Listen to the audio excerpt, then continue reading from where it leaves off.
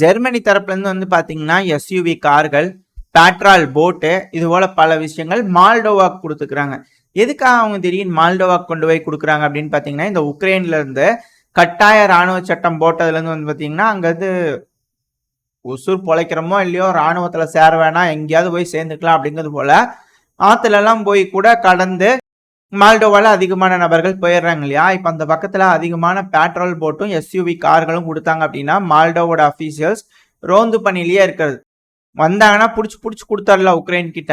ஏன் அப்படின்னா உள்ள வராங்கன்னு வச்சுக்கோங்களேன், அதுல மால்டோவா என்ன பண்றாங்கன்னா, இங்கிட்டு வரீங்களா, இந்த பக்கம் எக்ஸிட் இருக்கு, போயிருங்க, டோரை ஓபன் பண்ணி விடுறோம் அப்படிங்கிறது போல அவங்களே வழி ஓட்டு கொடுத்துறாங்க உள்ள வர்றவங்கள.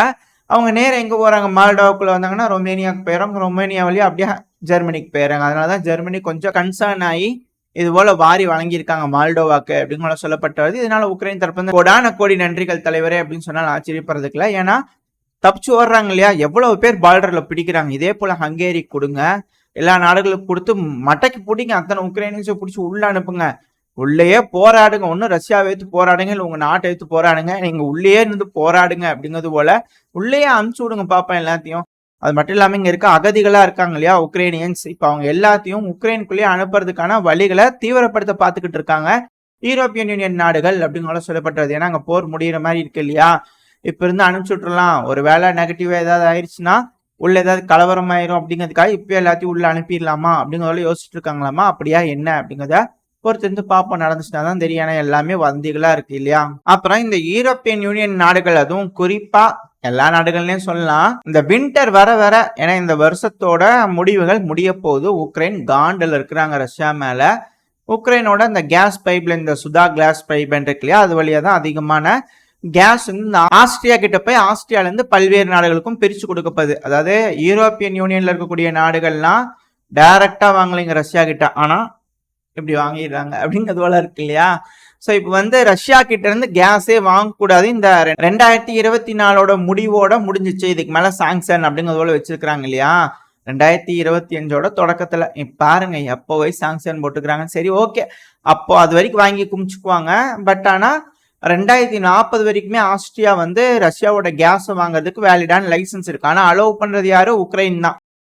இப்ப அதனால உக்ரைன் என்ன பண்றாங்க, ஏன் ரஷ்யா கிட்ட இருந்து வந்தாதான் வருமா, அசர்பைஜான் கிட்ட கேளுங்க அப்படிங்கிறது போல அவங்க தரப்புல இருந்து கொஞ்சம் வாதங்கள். ஏன்னா நாங்க ரஷ்யா எல்லாம் பேச்சுவார்த்தை செய்ய மாட்டோம், நாங்க எதுவுமே பண்ண மாட்டோம் அப்படிங்கிற முடிவுல இருக்கிறாங்க இல்லையா. ஒருவேளை யூரோப்பியன் யூனியனும் ரஷ்யாவும் ஒரு அக்ரிமெண்ட்டை போட்டுக்குவாங்க, அதே மாதிரி போய் உக்ரைனும் யூரோப்பியன் யூனியனும் ஒரு அக்ரிமெண்ட்டை போட்டுக்குவாங்க. அந்த 2 அக்ரிமெண்ட்டும் மேட்ச் ஆயிடுச்சா, இதுக்கு மேல ரஷ்யால இருந்து உக்ரைன் வழியா கேஸ் போகும்.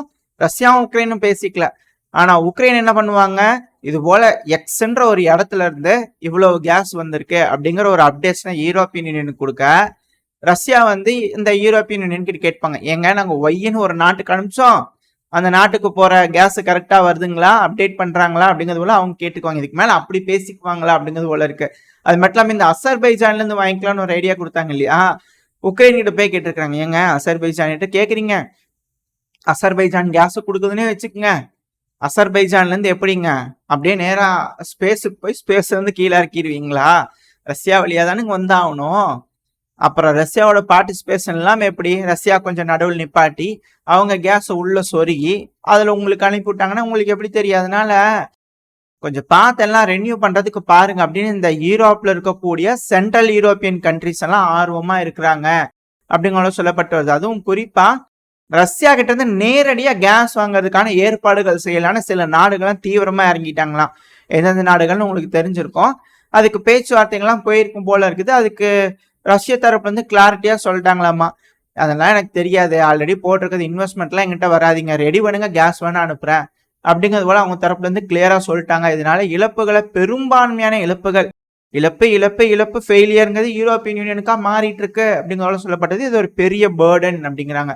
அடுத்தது நம்ம இப்போ ரஷ்யாவோட இந்த ஆயுதம் தயாரிக்கும் தொழிற்சாலைகள், இந்த ஆயுதம் தயாரிக்கிறதுல டெக்னாலஜில அடுத்தடுத்த கட்ட வளர்ச்சிக்கு போயிட்டு இருக்காங்க இல்லையா.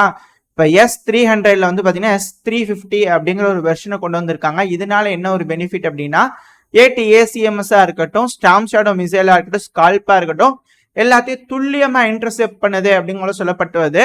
இப்ப வேற வந்து பாத்தீங்கன்னா உக்ரைனுக்கு F-16 வருது இல்லையா, உக்ரைனுக்கு F-16 கூடவே சில பல டம்மிஸையும் கொடுத்து விடுறாங்களாமா. இல்ல டம்மீஸ் மட்டும் கொடுத்துருவேன்றாங்களோ அப்படின்ற பயம் வந்து சில மக்களுக்கு இருக்கு அப்படிங்கிற சொல்லப்பட்டது. அந்த இமேஜ்ல பாத்தீங்கன்னா தெரியும், ஒரு F-16 இருக்குது, ஒரு டம்மி நிக்குது. ரஷ்யா வந்து மேல பார்க்கும்போது அங்க பாருங்க F-16 இருக்குன்னு ஒரு ட்ரோனை கொண்டு வந்து அடிச்சுட்டாங்கன்னா, உக்ரைனுக்கு F-16 கொடுத்தாச்சுங்க, ஆனா அவங்க கரெக்டா பயன்படுத்தலீங்க அப்படிங்கறதோட சொல்லிடுவாங்க. ஆனா அது பார்த்தா டம்மியா இருக்கும் அப்படிங்கிறத சொல்றாங்க. எப்படிங்கிறது தெரியல. பட் ஆனா பாப்போம். ஒரு சில F-16ஓட டம்மீஸும் கொடுப்பாங்க. ஏன்னா ரஷ்யாவை ஏமாத்தணும்ல இது போல. அவங்க கரெக்டா தான் கொடுத்துருக்காங்க. உக்ரைன் எப்படி கையாளுறாங்க அப்படிங்கிறது பார்ப்போம். ஏன்னா F-16 வர்றது உறுதி. அதை ரஷ்யா என்ன செய்ய போறாங்க அப்படிங்கிறது பார்ப்போம். இல்ல ரஷ்யா வீழ்த்தி ரஷ்யாவை என்டையரா இந்த நாட்டுல இருந்து துரத்திடுவாங்களா, இந்த வேர்ல்டுல இருந்தே துரத்திடுவாங்களா அப்படிங்கறது பொறுத்து இருந்து பார்ப்போம். அப்புறம் விக்டர் ஆர்பன் அவர்கள் உக்ரைனுக்கு போய் இந்த சீஸ்ஃபயர் கொண்டு வரலாம் அப்படிங்கறதெல்லாம் பேசியிருப்பாங்க இல்லையா. அதுக்கு வந்து ஜெலன்ஸ்கி அவர்கள் பத்திரிகையாளர் சந்திப்பப்ப என்ன சொல்லிக்கிறாங்கன்னா, கேள்விகள் கேட்பாங்க இல்லையா, தொடர்ந்து கேள்விகள் கேட்டே இருப்பாங்க. பட் அதுல வந்து ஒரு டைம் ஒரு மாதிரி சொல்லுவாங்க இல்லையா. இப்ப வந்து பாத்தீங்கன்னா என்ன சொல்லியிருக்காங்க அப்படின்னா, அதாவதுங்க அடிப்படையாவே புட்டின் அவர்கள் வந்து நம்ப முடியாது. அது மட்டும் இல்லாமல் ஒரு பிளான் வேணுங்க, கான்கிரீட்டான பிளான். எப்படிங்க நேட்டோ மீட்டிங் நடக்க இருக்கு, அதுல கான்கிரீட்டான பிளான் தரேனாங்கல்ல, ஒரு வேலை இதுக்கா இருக்குமோ அப்படிங்கிற ஒரு சந்தேகம் இருக்கு. பட் ஆனா இவரும் அதே கான்கிரீட் பிளான் கேட்கிறாரு. அந்த கான்கிரீட்டான பிளானை கொடுத்தாங்க அப்படின்னா அதுக்கேற்ற மாதிரி பார்த்து டிஸ்கஸ் பண்ணி யோசிக்கலாம் அப்படிங்கிறத சொல்லிக்கிறாங்க. அது மட்டும் இல்லாம ரஷ்யாவோட பார்ட்டிசிபேஷன் இருக்கணுங்க அடுத்த சம்மிட்ல. ரஷ்யாவோட ரெப்ரசன்டேட்டிவ்ஸ் வந்து கண்டிப்பா இருக்கணும் பாத்துக்குங்க அப்படிங்கிறது போல சொல்லியிருக்காரு ஜெலன்ஸ்கி அவர்கள். ஸோ பேச்சுவார்த்தைக்கு மிக அதிக அளவுல தயாராயிட்டாரு ஜெலன்ஸ்கி அவர்கள் அப்படிங்கிறத புரிஞ்சுக்க முடியுது. ஆனா கவுண்டர் அஃபென்சிவ் இருக்குன்றாரு. ஒடசா பீச்சில் வந்து பாத்தீங்கன்னா பெரிய பெரிய அளவுக்கு வச்சுக்கிறாங்க. இப்ப என்னடா F-16 தரேங்கிறாங்க, ஒண்ணுமே புரிய மாட்டேங்குது. நீங்களும் கன்ஃபியூஸ் ஆயிருப்பீங்க, என்னடா இவன் ஒரு நேரம் இப்படி சொல்றான் அப்படி சொல்றான். ஆனா வர செய்திகள்லாம் வச்சு பாத்தீங்கன்னா நீங்களே யோசிச்சு பாருங்க எப்படி கோர்க்கிறது. ஆனா ஜெர்மனி தரப்புல இருந்து இந்த கேஸ் விஷயத்துல எல்லாம் பார்க்கும்போது எப்படி இருந்துச்சு. ரஷ்யாக்குள்ள வந்து இன்னும் ஃபேக்டரிஸ் எல்லாம் இருக்கு, ஏகப்பட்ட விஷயங்கள் இருக்கு இல்லையா. ஆனா இன்னைக்கு ஜெர்மனியோட இந்த அனலீனா பீட்பாக் அவர்கள் இருக்காங்கல்ல, அதாங்க ஃபாரின் மினிஸ்டர், அவங்க தரப்புல இருந்து என்ன ஸ்டேட்மெண்ட் வந்திருக்குன்னா, யூரோப்போட எதிரி ரஷ்யா தான் அப்படிங்கிறது போல அவங்க தரப்புல இருந்து ஸ்டேட்மெண்ட் வந்திருக்குது. நீங்களே சொல்லுங்க, நான் என்னதான் சொல்றது உங்ககிட்ட அப்படின்னு எனக்கும் தெரியல. அதுவும் ஜெர்மனியோட ஃபாரின் மினிஸ்டர் எக்ஸாக்டா எப்படி விவரிச்சிருக்காங்கன்னா, ரஷ்யாங்கிறது மிகப்பெரிய அச்சுறுத்தலுங்க, அதை காமிச்சு காமிச்சு சாப்பாடு ஊட்டிக்கலாம் குழந்தைங்களுக்கு அப்படி சொல்லி அது ரஷ்ய அதிபரான விளாடிமிர் புட்டின் அவர்கள் சொன்னாங்களே, இது ஒரு பூகிமேன் ஸ்டோரின்ட்டு. அந்த ஸ்டோரி எல்லா நாடுகள்லயும் பரவி இருக்கு இல்லைங்களா. பட் ஆனா இப்ப ஜெர்மனி வந்து அது உறுதியா நம்புறாங்க, சொல்லி நம்புறாங்க.